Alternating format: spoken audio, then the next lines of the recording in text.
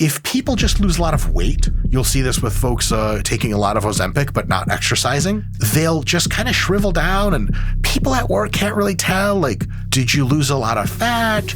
Are you on a fitness journey? Did you just barely survive a battle with near terminal cancer? You don't want to just lose a bunch of weight. You just end up looking unhealthy. Hey folks, Dr. Mike here for RP Strength. I have a PhD in sport physiology. I have been a long-time professor of nutrition, exercise science, tons of other related fields. I'm a competitive bodybuilder and Brazilian Jiu-Jitsu grappler, and the creator of the RP Diet Coach and RP Hypertrophy apps. And I know a little bit of something about how to get to below 10% body fat for males, and for females, just add about 7 to 9% body fat to everything I say here, and it'll apply more or less just the same. What do I know about getting to sub 10% body fat levels? Well, a couple of things. First, I've gotten fat a whole bunch of times in my life and been fat for a long time. I did it all on purpose. I was mega super dreamer bulking. So I got to a drug-free 270 pounds at 5'6". Not exactly the greatest looking drug-free physique ever, but I was fat successfully. And since then, I've gotten lean a whole bunch of times. I have this documented. You're going to see something on the screen sometime here or there or later, which is going to be my most recent DEXA results. This is the most fine-tuned, regularly available scan they can do of your body. And I'm somewhere in the 6-something% there. I've had a bunch of these done. I've been in the 5, 6, or 7% range, a whole bunch at the end of fat loss phases. So I have a lot of personal experience how to get well below 10% body fat myself. I've coached hundreds of people myself to get below 10% fat. I helped build the company RP Strength, whose YouTube you're currently watching, and we've had thousands and thousands of clients from all of our coaches and apps combined or thousands and thousands of clients get to below 10% fat. So we have a lot of wisdom there on that. And of course, one of my jobs is to design and refine the RP Diet Coach app that consistently gets people super lean all the time. Could I be leaner? Could I have been leaner on prior fat loss phases? Yes, I look forward to getting even leaner in the future. Definitely. But I can also be considerably more handsome. I've been told that my whole life, mostly by people I'm like, I'm sorry, why are you telling me this? I'm crying now. And they're like, shut up. You need to hear this. You're ugly. And I could also do with a sexual organ that functions, but I haven't had that sort of happen yet. The doctors are looking at it, but to be honest, it's disgusting. So they don't look at it too often. But all in all, jokes aside, I know a few things about getting pretty lean, and I'd like to share with you how to do this yourself. So the whole purpose of this discussion is, what do you need to know in order to take a good stab at sub 10% single-digit body fats, or for females, sub 17%, which is really, really damn lean. Huge caveat. Will you get to below 10% fat with this information? That depends entirely on almost entirely on two factors. First, are you close? Are you under 15% as a male or under 25% as a female? Can we get you to that really shredded sub 10, sub 17% fat respectively? If you're already very close, 5 or 7 percentage points away, it's a reasonable, likely tractable problem. So the answer is generally yes. On the other hand, if you're quite far away, if you're nowhere near single digits body fat, you're in the 20s, you're in the 30s, God knows where you are. I've been higher myself. Are you willing to do multiple diet phases with breaks in between? Lose some fat, take a break, let your body cool off, let diet fatigue drop, lose some fat, take a break. You might have to take a stab at this for about a year or even several years in order to eventually have that stepping stair mechanism get you to below 10% fat. So it's either you're already pretty close enough to do it, then you can probably do it, or do you want to invest some serious time into getting close to do it? There are no doubt other folks on the internet and YouTube that will tell you you can get to sub 10% body fat no matter who you are with this one weird hack. We don't lie to you guys in this channel as a matter of principle, so it's just not guaranteed. There are not so many people walking around with below 10% body fat, and there's kind of a lot of reasons for that. But one of those reasons is that, man, it's tough. It's just not for everyone to be able to do with a reasonable amount of effort. So yes, you may be able to do it very likely, but it's at least going to take some very serious work. However, the good news is it's generally very straightforward work. There's not a ton of mysteries here, and the work doesn't push you to beyond your limits or something like that.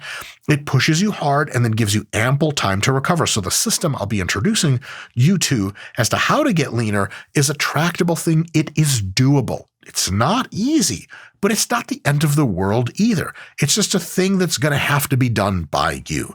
And luckily, I've distilled how to get very lean, below 10%, down to a set of, I think, about kind of 7 strategies. And as you employ these, and if you employ them, your probability of becoming very lean is going to be really, really high.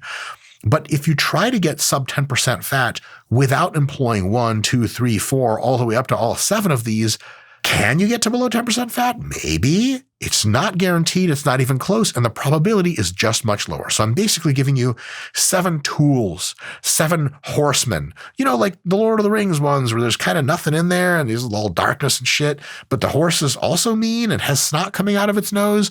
I'm giving you 7 of them motherfuckers to deploy in your army to fight 7 specific problems. And once you've solved those problems, you have a structure developed there, your probability of getting to below 10% body fat is really high. I guess it's like in Lord of the Rings, the situation, those ancient king darkness dudes finally get Frodo and, do whatever the hell they wanted to him in the beginning. Scott, the video guy, what did they want Frodo? Would they just want the ring, or was he going to have to pay for it with his life? Oh, they wanted the ring. They're just like, look, bro, we don't talk, but just give us the ring. It's easy. Super easy. We'll pretend this never happened. Let's get to the strategies, folks. Strategy number 1. And this is a video designed for both beginner folks, intermediate folks, and some advanced folks as a refresher. So bear with me if this is super remedial to you. But if you're new to this sort of thing, get ready to learn stuff. Number 1 strategy is to lift weights. And it's kind of weird to folks that are not accustomed to the fitness industry to be like, wait, hold on a sec, you meathead. Look at your ugly, disgusting muscle face. Of course you're pushing lifting on us. That's just what you want us to do. You want everyone to lift weights. I said leaner, idiot, not more muscular. You're misunderstanding me. But hold on. I know it seems like that, but it's not like that at all. Lifting weights offers some incredible advantages to the process of getting leaner. Lifting weights builds and preserves muscle tissue so that as you get leaner, you're not just getting smaller, but because your muscle is no longer being sloughed off, more of your fat gets sloughed off. So it actually enhances the rate at which you lose body fat. And body fat's the only thing we care about with body fat percentages. If you didn't lose any weight and somehow you got super lean, mission accomplished. With lifting weights, getting leaner is easier because if you think your body has fat it can burn as you lose weight, or it has muscle you can burn, if you start lifting weights and do it nice and hard for a while, muscle is blocked off. You can't really take it anymore, very small amounts of it. And then your body looks at fat and goes, hey, fat, you're going to have to, be the one I go to for the rest of this. And fat's like, please, you've taken so much from me already. I have nothing. Shut up. AK-47 buttstock to fat's head, and the kids are crying. Jesus Christ, what the? Scott, how did we get to an interdiction in Somalia from all this shit? Hey, but the Somalis are lean. Is that okay to say? Legendary tangent. Legendary tangent. Shut up, fat. Fat's crying. Fat's cuddling one of his children. We want that kid. We want that fat kid. No, you can't take him. It's Jimmy. It's terrible. Fat loss is terrible is what I'm trying to tell you guys. Once you get deep enough in fat loss, you're like, it does feel like a civil war in my body. Yeah, this guy was right. So good news, only your fat's getting burned pretty much if you lift weights nice and tough, especially as a beginner. So then it's more for the weight you're losing, a bigger fraction of his fat. That's dope. Also, there are some really cool side benefits. You look leaner and that you don't look simultaneously sick. You feel better. And if people just lose a lot of weight, you'll see this with folks taking a lot of Ozempic but not exercising. They'll just kind of shrivel down and people at work can't really tell, did you lose a lot of fat? Are you on a fitness journey? Did you just barely survive a battle with near terminal cancer? They can't quite tell. Bob comes in and he's like, hey, Jim, you looking good? You're like, thanks, Bob. He's like, what? Tough times for all of us, I guess. Jim's like, really? What do you mean? You kind of got that Abraham Lincoln gaunt in the face look. And you're like, oh yeah, I'm on a fat loss diet. Like, oh yeah, looks like you lost everything else too. You're like, what? Nothing. See you later. See you at lunch. I guess if you eat that thing still, you don't want to just lose a bunch of weight. You just end up looking unhealthy because you probably are, because you lost a bunch of muscle and a bunch of fat. You just look kind of shriveled. It's not a great look. People think you're sick. You lose a bunch of fat, but you keep your muscle. You look chiseled. You look rock hard. You're like a sports car, but like you're a person. And you walk by people's desks at work. You don't do that. You get fired doing that. I've done that a few times. Got fired from a few jobs. But in any case, you're going to be looking like a piece of art, chiseled instead of a piece of like, oh, I hope that guy makes it to tomorrow, right? So big deal there. How do you do this lifting? So I don't have just what to do. I've got the how to do it for you guys today. Generally speaking, compound lifts that hit multiple muscles at the same time. Not a ton of bicep curls, but a lot of underhand pull downs. Get the biceps, get the rear delts, and get the whole back, stuff like that. Not a lot of tricep extensions, maybe some, but a lot of incline close grip barbell presses. Hit the triceps, hit the front delts, hit the chest, and so on and so forth. You can train with weights for 2 to 4 times a week, anywhere from sort of 20 minutes to an hour at a time, depending on your level of seriousness. And you just start with 1 or 2 sets per muscle group per session. And you do each muscle group 2 to 4 times per week. And you slowly work up as recovery allows. Do not come into the gym, do 10 sets for everything, be a frozen corpse in your bed the next day. Like, oh, I have delayed onset soreness. I'm not going to be able to move. I'm calling in sick for work for 5 days. Don't do that. That doesn't grow you much or any more muscle. It just beats you up a ton. So just start nice and easy with 1 or 2 sets for everything. And then slowly, as you tend to notice that you're recovering really well, increase the number of sets, eventually beginning 3 or 5 sets per exercise. And that's well enough for most fat loss plans. The good news is that the RP Hypertrophy app can do all this for you. And minus literal lifting, we're working on a robot that'll actually lift for you and live your life for you. It will summarily terminate you when you're no longer useful. That robot's getting hard to clear through the regulatory agencies. So we just have this RP Hypertrophy app for you. We'll tell you how exactly to lift, exactly how many reps to do, how much weight, how many sets. It'll modify everything for you.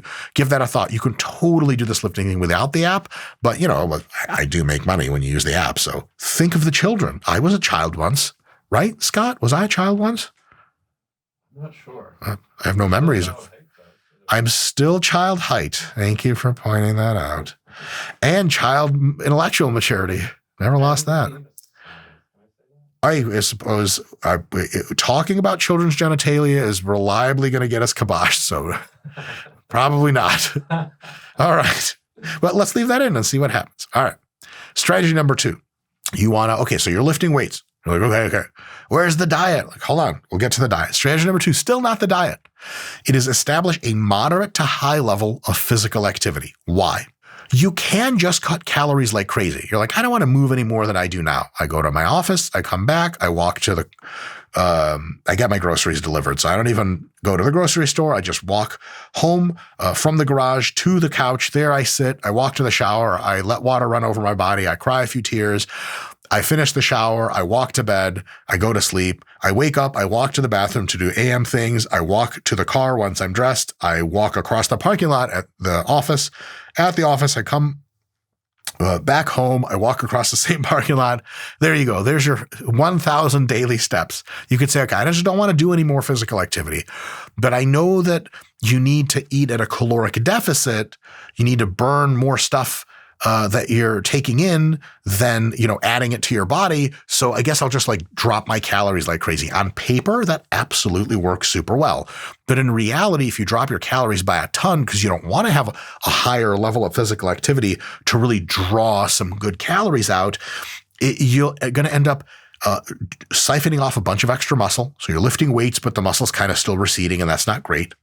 You are going to destroy your energy levels. When your body gets very little food, it stops asking a lot of you and just makes you want to just lay in bed and just not move your eyes. You'll be at work. Somebody will give a presentation. They'll be like, any questions? You're like, yes. Like, yeah, you? When's the presentation? Like, we just had it, idiot. Like, oh, I must have just zoned out. Like, yep, that's the 5th time this week. You don't have a job anymore. Your overall hunger is going to go psychotic. If you have a decent energy expenditure, decent physical activity, but you're at a caloric deficit, your hunger's like decent. If energy expenditure is really low and you have to cut a ton of food from your diet, your hunger goes way up and it gets real nasty, super high stress. You'll have trouble sleeping. Your body composition won't be ideal. It's just not great. On the other hand, you say, okay, fine. I got to do physical activity. But what if I really up that like crazy? What if I don't want to do moderate high levels? I want to do psychotically high, because if I do psychotically high, if I just try hard enough, I'll just burn tons and tons of fat. The problem with that, it also does not work in real life. As you ask more and more energy expenditure of your body, it becomes way more efficient at that task and expends less energy. And it also shuts down your energy level so much in the rest of your life that you end up hitting a cap as to how many calories you can actually realistically burn per day. And every human has a very similar cap relative to their body weight. So it's going to destroy your energy levels. In addition, that much physical activity takes up a ton of time. It's going to beat up your joints. And again, it just doesn't burn as many calories as you think. So we're ending up this place where the extremes don't seem to work. Very low energy outputs are not ideal because you have to cut your food a ton and then you get super hungry and you lose a bunch of muscle. Very high energy outputs are simply unsustainable and also don't work as well as we would think. The high moderate or moderate to high range seems to be a little bit of a Goldilocks zone that we're discovering. People seem to get a lot out of it. It gets that good buffer of continual burning of energy. And when you just create a little bit of a deficit for your food, for your diet, you're going to burn a ton of fat all the time because the machine is there. And we're not running it too cold. We're not running it too hot. We're running it just nice.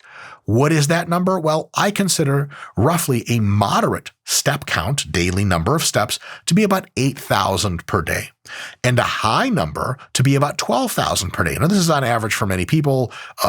Some people will have different numbers for themselves. So 8 to 12,000, anywhere in that range is good for me. 10,000 is often the number spoken about it. It's not some kind of golden number, but it's often a really good amount that is both very energy draining and very sustainable. Because if we try to go to 16,000, 18,000 daily steps, a lot of people just can't keep up. Like, feet will start hurting. Their daily physical activity is going to start to draw down. Their energy is going to start to draw down. And of course, if you're at 4,000 or something like that, 2,000 daily steps, you're just not even trying. And you're going to get crazy hunger if you have to drop your food by that much to keep losing weight. So anywhere in the 8 to 12,000 range and thereabouts is a really good idea. I would highly recommend a step tracker for this. I wear my Xiaomi Fit step tracker because the Chinese government needs to know where my location is at all times. It's like $8, and I'm Jewish, so it sits on my wrist until it fucking cracks or starts transmitting actual not good data to the Chinese government yet again. All right, so those are two strategies in. Strategy number 3, and I know it's not even the caloric deficit part yet. Tell me where to cut fat, Dr. Mike. I'll get to that in a sec. Is to eat nutritiously. Strategy number 3 is to eat nutritiously. What the hell? I'm trying to get lean. I'm not trying to get a lifestyle change. But here's the thing. Getting lean is so tough. You want all of the stars aligned in your favor. And after you get lean, you probably want to stay relatively lean, keep some of the gains that you've made in leanness. If you eat a fundamentally nutritious diet, not only does it really help you get lean, but it is the fundamental core of your diet you're going to take with you after you're done getting lean, so that you don't just go back to eating Twinkies like you used to and balloon back up to the same weight you always were and the same level of not lean. So eat nutritiously. You can meet your macros, enough proteins, carbs, and fats daily from just one of those online calculators with total junk food. You can do it. Junk food and whey protein shakes. But it's going to make it a higher probability that you have some nutrient deficiencies, specifically in vitamins and minerals, that your energy levels are not anywhere close to ideal, and that your hunger levels are terrible because a lot of junk food gives you something super tasty and calorie dense. You just want to way, way more, and then it doesn't last as far as exposure in the bloodstream, and you just get really, really hungry again after. I mean, if you want to get satiated and feel satiated for hours after, you don't have like half a can of Pringles potato chips. You will get satiated not at all and just want to eat right after. And 15 minutes later, you're just going to be violent and pissed because you really want some more Pringles. And if you don't eat high nutrient dense foods, you fail to build that habit that keeps you leaner later on, because a lot of people will do a real hardcore diet, then they'll switch and just get back to their normal selves. That's a weird thing to explain at the office. Like, hey, Jim, I remember you leaner. Is that okay for me to say? No one's going to say that to you. But, like you're that guy that was like, oh, how's leanness coming? You look sharp. I see your cheekbones. And then 2 months later, he's like, holidays, huh? You're like, yeah, I don't even want to talk about it. Because you didn't have any strategies to take with you from the fat loss diet. You just have two modes: a crazy fat loss diet that's unsustainable, and then eat whatever the hell I want mode. Learning how to eat nutritionally will help you a ton lose fat and a ton in keeping the fat off. So how do you do this? A couple of general rules: about 3 to 5 evenly spaced meals per day, constructed of mostly lean proteins like eggs, chicken, beef, turkey, fish, milk, the usual. Veggies, fruits, and whole grains in that carbohydrate category. Things like all fruits for sure, all veggies, especially green veggies, and of course, usual grains like rice, whole grain bread, potatoes, oats, so on and so forth. And of course, healthy fats: olive oil, canola oil, avocados themselves, nuts and various nut butters, and tons of other fats on that list. These food groups, lean proteins, healthy carbs, and healthy fats, are where you should be getting the vast majority of your food from and constructing meals from them, 3 to 5 meals per day. Now, your meals can be only protein and carbs, only protein and fats, but they can't have no protein. So lean protein is always the core, and then you layer on top however much carbohydrate or fat you need from those healthy sources. Now, it doesn't have to be all healthy sources. You can have a bit of BS, but the tougher it is for you to get lean, the more percent of your diet you should, for that fat loss phase, be focusing on only those healthy diet foods. Because if you have a friend who can get to 9% fat by eating Twizzlers, first of all, are they really your friend? You want to hang out with a person like that? Doesn't have to pay the same costs as the rest of us? I'm kidding. But you're just not going to learn a lot from them, because you eat one Twinkie and all of a sudden you see your abs no more for a few days and you're like, damn, that ain't me. And so is it a cool idea to be able to eat junk food and lose fat? Yeah, some people can pull it off. But I would say if you have trouble losing fat characteristically and it really means something for you to get really lean, I would say stick to mostly or only healthy foods. When bodybuilders, especially professional bodybuilders, when they diet down for an important bodybuilding show and they're trying to get to just below 5% body fat lean, characteristically, almost none of them eat anything other than these healthy whole foods. They'll have a few shakes in addition, sometimes towards the end of the diet, not even that. So for the people in the world getting the leanest of everyone, they're eating only healthy whole foods the entire time on the way down, or at least the vast majority. All right, so we got the diet taken care of on its basic core. Now that your lifting is in place, your physical activity is in place, and you know how to eat a fundamentally healthy diet, if you're just starting this fitness process, just making those 3 changes, you're already losing fat like the world is coming to an end. But if you want to make sure to lose all the fat that you can, you want to intentionally generate a caloric deficit. Here's how many calories it takes to operate your body. You want to eat just a few calories, a few hundred calories, I'll get to specifics in a bit, shy of that. Because your body's going to be like, crap, we have to fulfill our energy demands. But where are they going to come from? Oh, hey, body fat, what are you up to? Body fat's like, please don't take my family. Oh my God. The usual. But we take it anyway because it's just ruthless. That's how the United Nations works. I'm kidding. They don't do that, maybe. Generating a caloric deficit. Unless you are building muscle at an unrealistically high pace. Some people will be like, hey, I've been dieting for 3 months. I haven't lost any weight, but do you think it's because I've been gaining muscle? Yeah, a few pounds of muscle. But honestly, if you really generate the caloric deficit that you're supposed to go at your maximum sustainable safe speed for fat loss, most people can't grow muscle that fast. So you really should be seeing a net reduction in your body weight. And if you're seeing that, a caloric deficit is clearly in play, and it has to be a pretty meaningful one to lose a lot of body fat for you. You can only burn appreciable amounts of body fat when there's not enough food coming in to regularly meet your needs. So remember that the deficit is kind of a core philosophical point of fat loss diets. Your body doesn't like to part with tissues unless there's just a certain amount of burn that has to happen and not enough food coming in. So eating healthy is great, but we have to go beyond healthy and cut a little bit of that food out. How would we do it?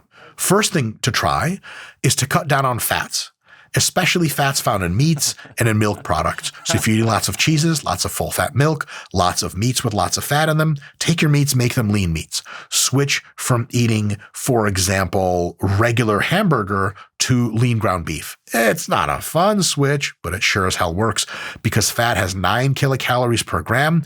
You remove 8 grams of fat from each of your 4 burger patties you eat per day. That gets to be a whole lot of calories coming out, and you can barely feel it. You can taste it, but you still get the same food volume, the same protein requirement, all that other good stuff. If you're drinking regular whole milk, or if you're having whole Greek yogurt, then you can take it down to skim milk and fat-free Greek yogurt, and you open up a ton of opportunities to no longer get in lots of added fats. Once, and this assumes you're not doing any junk food or cheating, once your fats are down pretty low, you can start to cut down on the carbohydrates, especially grains like breads and rices that tend to be a little bit less filling and have a lot of calorie density. Eventually, if you're really cranking that diet, you might be down to mostly veggies and fruits and a little bit of whole grains in your meals.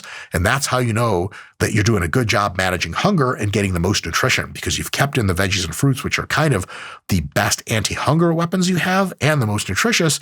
And in order to cut calories from somewhere, you probably should be cutting grains. Like if I tell you to cut calories and you just remove broccoli off your plate, I'm like, that's probably the stupidest way to get rid of that, right? It's like if you have a team of zombie fighters with you, then it's like grandma with a spoon, a guy with a chainsaw, and a dude with a sniper rifle. Like, we need to winnow down the team. Sniper rifle dude, get out of here. You're like, what the hell? What the hell is grandma going to do with those spoons? Like, she's some kind of Super Saiyan spoon fighter? No, she's just going to get eaten real quick. So she's kind of our grains. You're going to kick grandma out. Not kick her out.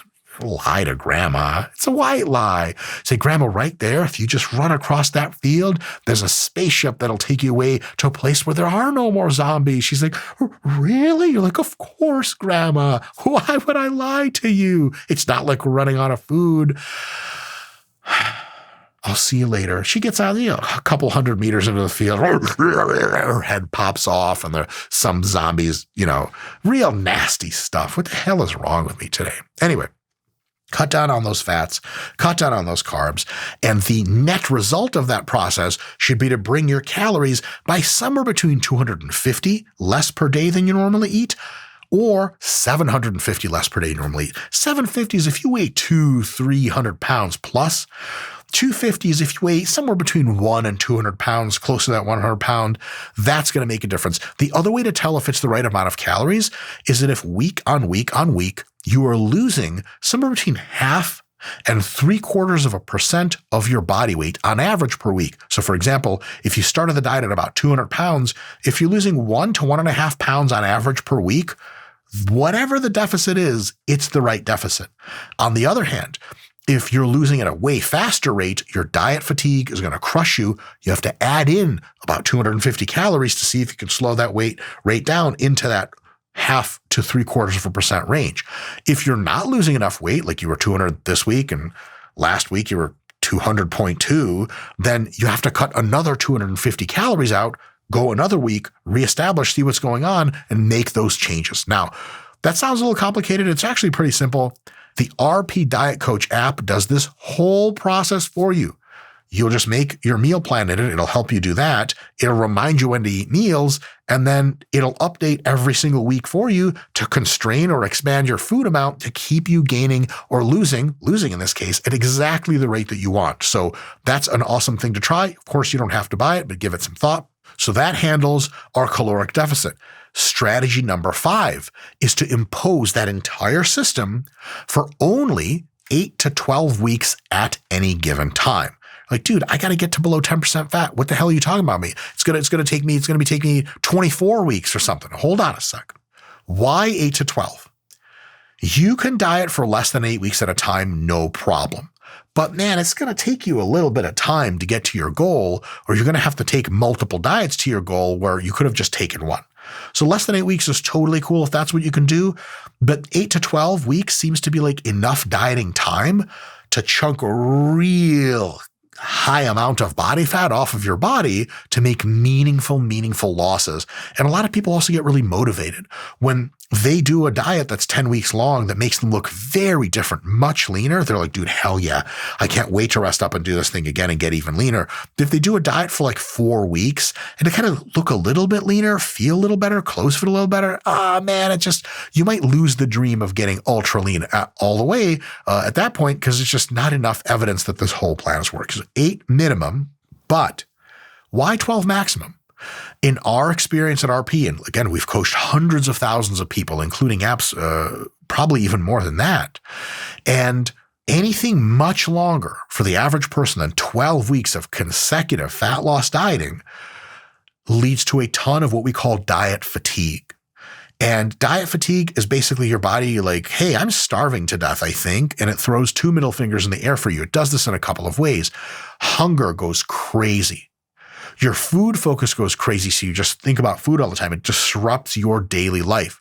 You have low physical energy. You have low mental energy. You have brain fog. Your sleep starts to suck. And that's just no way to live life. If you just stuck to 8 to 12 weeks of dieting and stopped and then maintained, you can lose whatever fat you want to lose later with another run of the same diet after your diet fatigue is reduced with a phase of maintenance.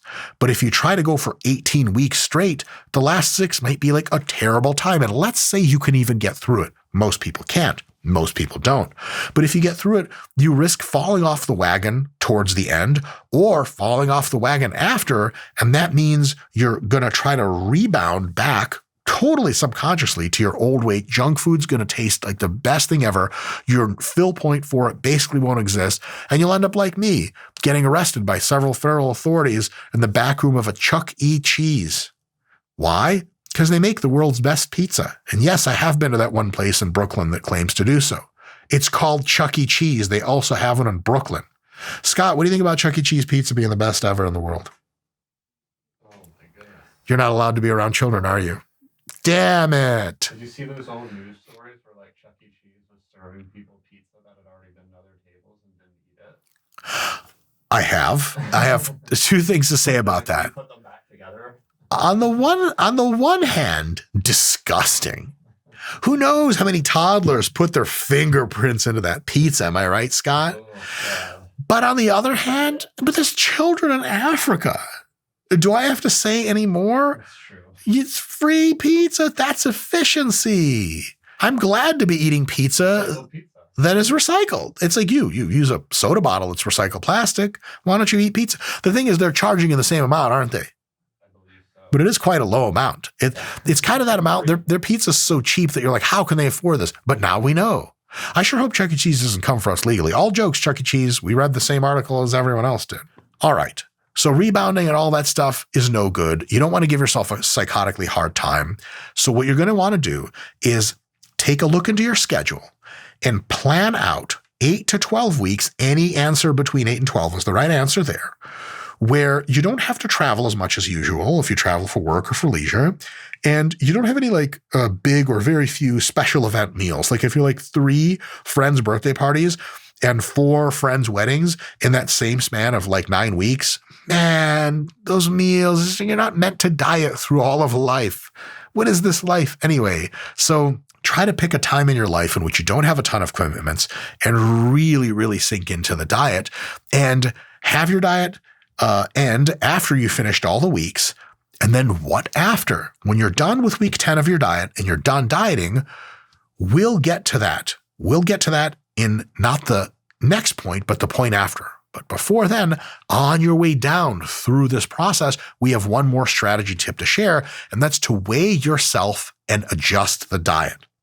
We already mentioned this before, but it is really important to Man's Stone Point.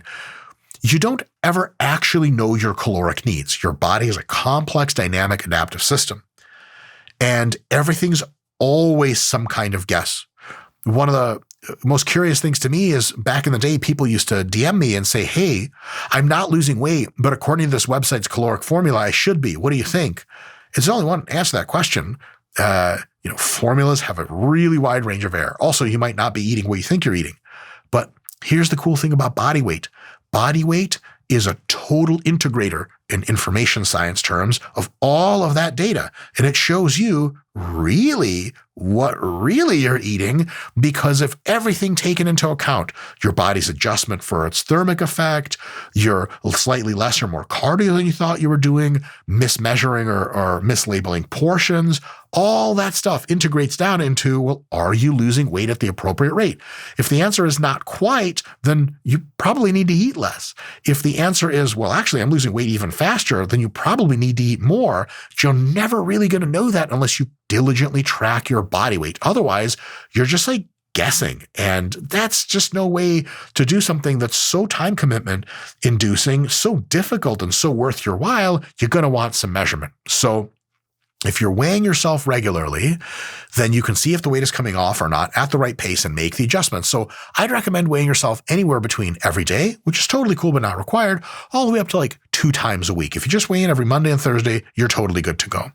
You get the weekly average, which every app and every computer program will give you, and you see how it compares to last week. The RP Diet Coach, by the way, does this completely automatically for you.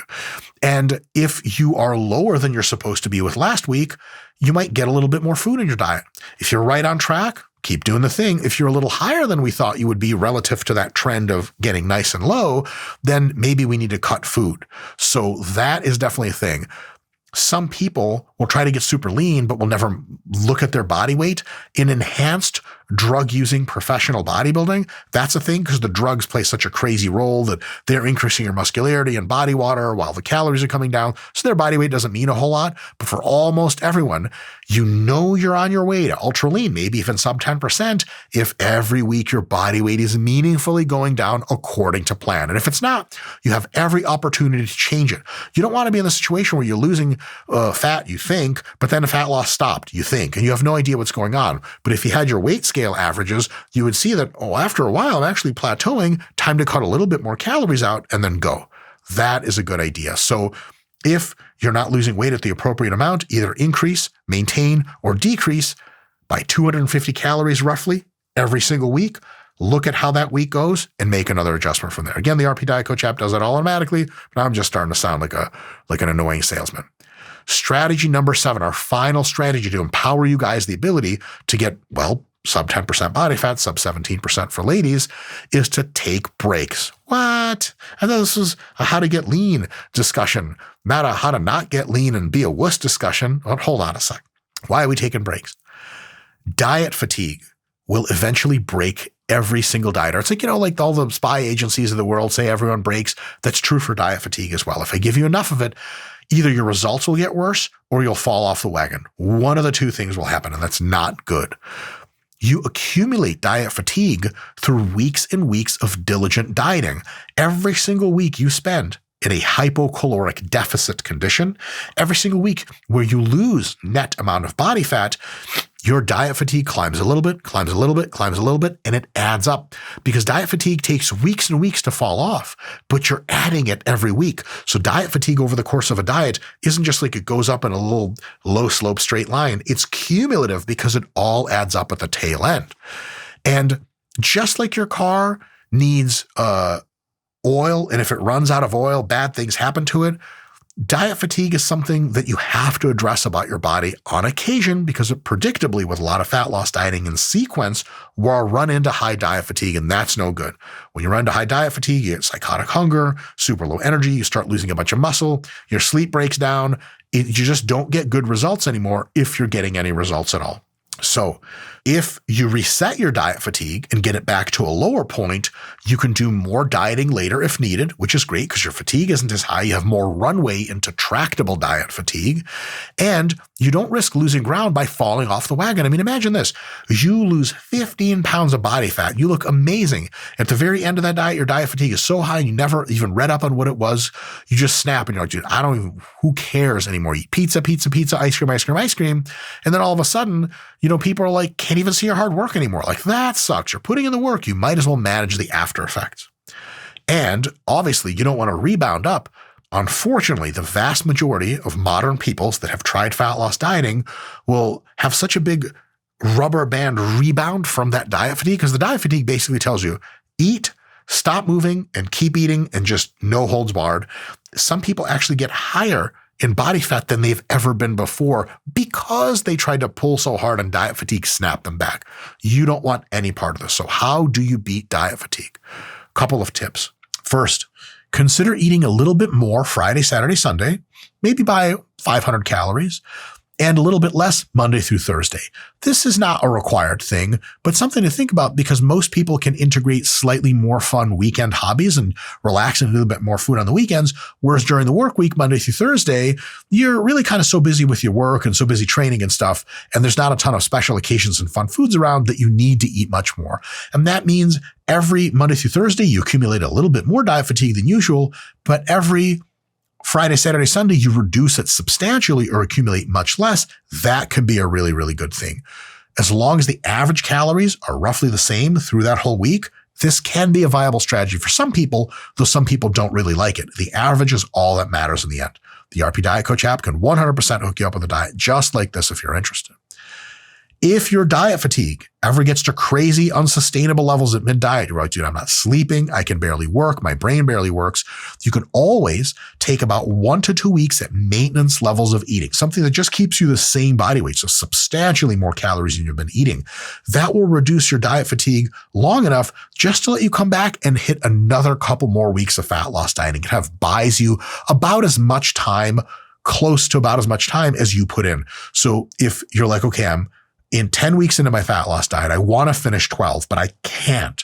Take 2 weeks, stay at maintenance, and then you might be able to do 2 weeks, even 3 weeks after that, and finally get to below 10% body fat, where at 11%, your body was throwing up 2 middle fingers and was like, nah, fam, I ain't doing this shit anymore. Feed it for a couple of weeks at maintenance. You don't gain any fat. You don't lose any fat. Your diet fatigue falls just enough for you to finish cranking and get below 10% fat. And lastly, and by far the most importantly to this section, is after any number of weeks of dieting sequentially, be it anywhere from 8 to 12 usually, we at RP have calculated that you need at least about 2/3 that amount of time to reduce diet fatigue to begin another serious fat loss phase, just like the one you just did. So for example, if you dieted strictly and you got really good results for 12 weeks, and you say, hey, so I just finished my 12-week diet, when can I start fat loss dieting again? Because I want to get even leaner. My advice to you would be like, man, at least 8 weeks of maintenance or slow gain before you flip the script. And probably more like 10 to 12, especially if you accumulate a lot of diet fatigue. Dieting can work, but it has to work like anything else works. If you have a car and you've run to 10% of its gas tank, you're like, can I keep driving it for another several hours? Everyone's going to be like, what are you, nuts? No, you fill the car back up with gas. That's just what you do. But when we have our bodies and we finally get them lean, we stop thinking about this in the analogy of machines. Your body's just a machine. It's very complex, but it's just a machine. It will accumulate fatigue. It'll run out of various things, and it needs to be refilled and replaced and essentially charged back up. And that process takes a long time. The good news, you don't have to go back up in body weight for that to happen. You can get down to 14% body fat and stay at 14% body fat for 12 weeks. And then your body's feeling damn good again. No hunger, no cravings, none of that stuff. And then you can get to below 10%. So this especially helps when you're not exactly 5% away from being sub 10% fat and you need multiple phases to the diet. You had better be doing a diet and a phase of maintenance about as long as a diet after each one to deal with that afterthought. Another stupid analogy is when they have someone go, to space in one of Elon's magic rockets, and then the rocket comes back down. They don't just clean up the launch pad and tune a few knobs, put fuel back in, and just let the fucking thing launch again. That's how you blow up. There is a very particular process of checking all the stress points to see if they're fractured, putting shelling on all the various components, making sure everything's restocked, everything works. This is a very fine-tuned process. And it's crazy to say this, but rockets take a lot of damage flying through Earth's atmosphere back and out of space and beyond. So when a rocket lands, you don't just it's not Star Wars. You don't just kick the little weird creatures out of it that accumulated during space flight and then put another nuclear battery in and off it goes. It takes some time for that turnover to happen. So So think of your maintenance periods after diets as re-prepping this very finely tuned, meticulous machine to do a very, very tough thing again. It's not just like, oh, I just dieted. I'll take 2 weeks off and I'll just do another 12 weeks of dieting. You will hit the ground 9 times out of 10, and it will not be in a fun way. All right. If you guys need more help with approaching this problem of getting sub 10% body fat or whatever your best is, our RP Diet Coach app and all the app stores, unlike the hypertrophy app, which you can only get in the link in this description, because I'm not exactly sure why. The engineers tell me all sorts of things. I'm kidding. I'm not throwing my boys under the bus. We're almost certainly eventually going to have it be in the stores app, but for now it's our own proprietary thing. It's neither here nor there. Your job when you have the RP Diet Coach app is just do what the app says. Period. It's the easiest thing in the world. It's like a diet coach in your pocket. It's like, shut up, don't eat this. We're working. Your only job essentially at that point becomes to swat things that are on the way to your mouth that you're not supposed to be eating. We're trying to make a branded RP tennis racket so you can swat various waiters' food that they bring you at brunch, and you can even swat your friends with it. Or we'll see how the patents work out on that one. You got to teach your friends what to eat and not eat. Grandma's trying to eat a slice of cheesecake. Whack! Get out of here, Grandma. And by the way, Grandma, have I told you we're kind of looking fat lately? Holy crap. Anyone who wants to try that on their grandma, please don't. Grandma's been through a lot. The Depression, the 1880s, shit like that. Next, our RP Hypertrophy app will handle all of your lifting. Link in the description. So if you want the hookup, you can get it there. And if you want to learn much more in depth about all the sciencey stuff that comes with dieting and managing diet fatigue and getting the right rates of loss and choosing the right foods, we have a book called The Renaissance Diet 2.0. You can Google it. There's about 50 different ways to get that book, and it can answer like a million more questions than you'll ever have about dieting. So if you really want to get your learn on, give that book a read and see what you think. Until then, I'll see you guys later, but hopefully leaner. And if you're not lean, I'll just kind of avert my gaze when I see you because it's awkward. See you guys next time.